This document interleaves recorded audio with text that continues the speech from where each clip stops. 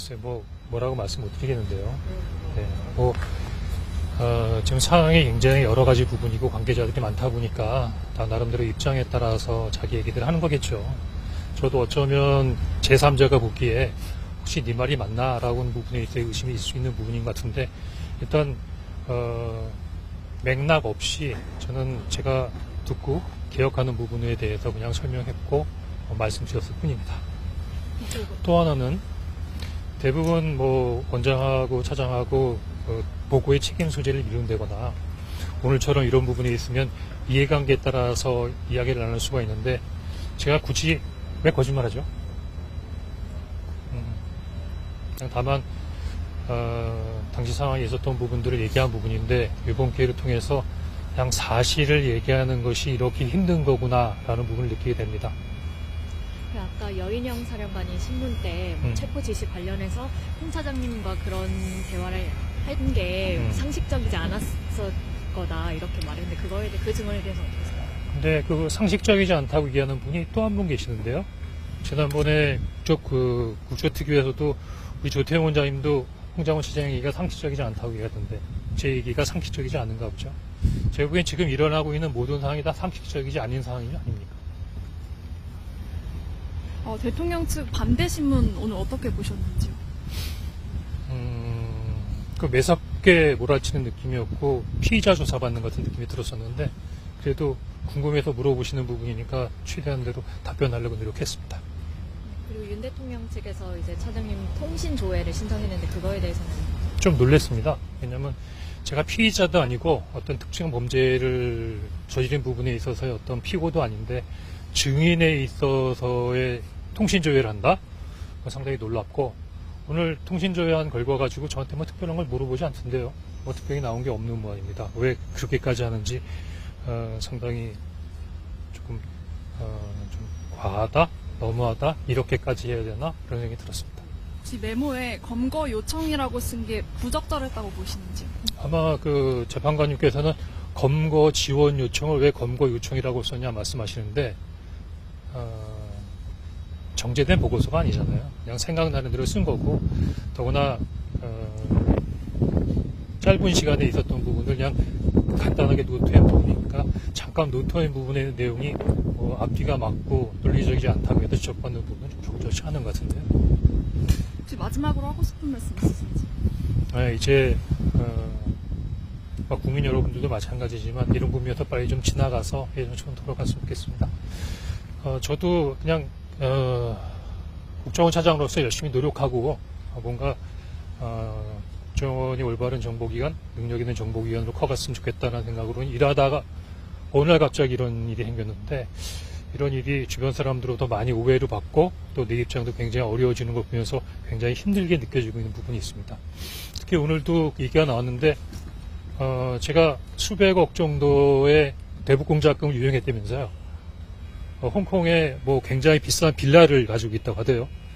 또 저희 집사람이 한동훈 처하고 베프라 그러던데요. 저희 집사람이 미술을 했다 그래서 김건희 여사가 하는 무슨 멤버라 그러는데 제가 웬만한 찌라시에서 나올 때는 좀 이해가 됐는데 최근에서는 주요 언론에서도 또 제가 평소에 즐겨보던 보수 유튜버들까지 그런 얘기를 하니까 상당히 굉장히 어떤 마음의 상처를 많이 느끼고 있습니다. 이와 관련돼서는 그럼 너 다시가 아닌데 왜 가만히 있니? 첫 번째는 이미 그런 부분들은 과거에 다 정리가 된 부분이라 굳이 그런 부분들에 대해서 고려할 필요가 있나 생각했는데 요즘에 조금 생각이 바뀌어서요. 이런 부분에 있어서 출처가 되는 어떤 사람에 대해서는 지금 법률적인 부분에 있어서의 민형사상의 부분에 대한 검토를 하고 어느 정도 자리가 좀 상황이 좀 정리가 되면 그분에 대해서는 옳고 그름 한번 좀 가려봐야겠다는 생각이 듭니다. 제 명예를 회복하기 위해서라도. 그거 새빨간 거짓말입니다. 제가 개인이다 보니까 원장님처럼 대변인 수도 없고 누구한테 얘기할 수 있는 부분이 아니었기 때문에 말씀 못 드렸는데 조금 해도 너무하다는 생각이 들고 유튜브에서 자기가 하고 싶은 말을 할 수 있는 부분은 자유지만 최소한 어떤 부분이 진실인가 또 상대방의 입장도 제가 만약에 수백억을 떼어먹었으면 아까는 검찰총장은 대통령이 2년 반 동안 뒀으냐고 이렇게 얘기했겠지만 국정원의 감사관실, 감찰실 없습니까? 더구나 차장되고 특보대 때는 법무부에서 또는 용산에서 다 검증해서 낸 거 아닙니까? 물론 느낍니다. 오늘 이 자리에 제가 안 오기를 바랐겠죠. 그리고 다들 제 얘기가 거짓말이었으면 좋겠다고 생각을 하겠죠. 하지만 그렇게 새빨간 거짓말로 제 얘기의 신뢰성이 떨어질 수 있을까? 뭐 그런 생각이 좀 드네요. 늦게 와서 질문 나온지 모르겠는데 피청 부인의 마지막 진술에 대해서 혹시 어떤 거요? 피청 부인이 마지막에 진술한 거에 대해서 어떤 거죠? 저도 뭐 워낙 몇 시간 동안 막 이런저런 얘기 많이 듣다 보니까 뭐가 뭔지 잘 관련해서 모르겠어요. 약간 전후관계 그런 거 관련해서 약간 좀 반박을 하셨잖아요. 예. 그 부분 한번 말씀 주세요. 그래요. 사실 저도 뭐 나름대로 오류가 있을 거라고 생각합니다. 왜냐하면 앞뒤 정황을 원장님께서 충분히 설명해 주지 않으셨기 때문에. 근데 저는 아직도 믿을 수 없는 부분이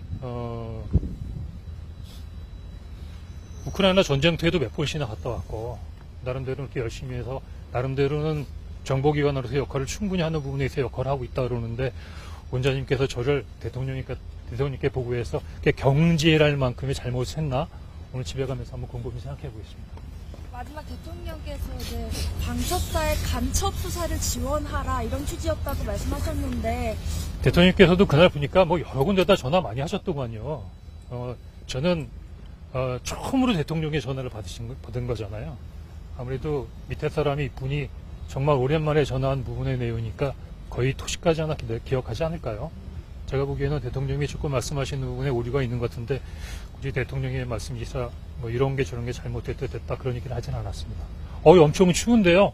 아이고 다들 젊으셔서 괜찮으시구나. 그거 하나만 저는 집에 가야 되겠습니다. 하나만 더 여쭤볼게요. 그 대통령이 오늘 여기 진술하기에는 네. 그 국정원장이 지금 해외에 있다라고 하면서 그래서 이제 1차장한테 전화를 한 거다. 본인은 직접 기관장한테 전화를 하지 못하러 이제 그 1차장한테 그것도 연락을 하겠냐 이렇게 말씀하셨잖아요. 재밌는 얘기 하나 해드릴까요? 그거 조태용 원장님 얘기하는 거랑 똑같잖아요. 처음부터 그렇게 생각하신 걸까요? 그리고 제가 보기에는 한참 비상계엄 관련된 국무회의가 진행 중이고 지금 수방사, 특전사가 막 난리를 치는데 옛날에 해외 한번 나갔다 왔던 1차장한테 격려차 전화를 하신다 그 시간에 이상입니다. 이제 그만할까요? 아유 추운데도 고생 많으십니다. 예.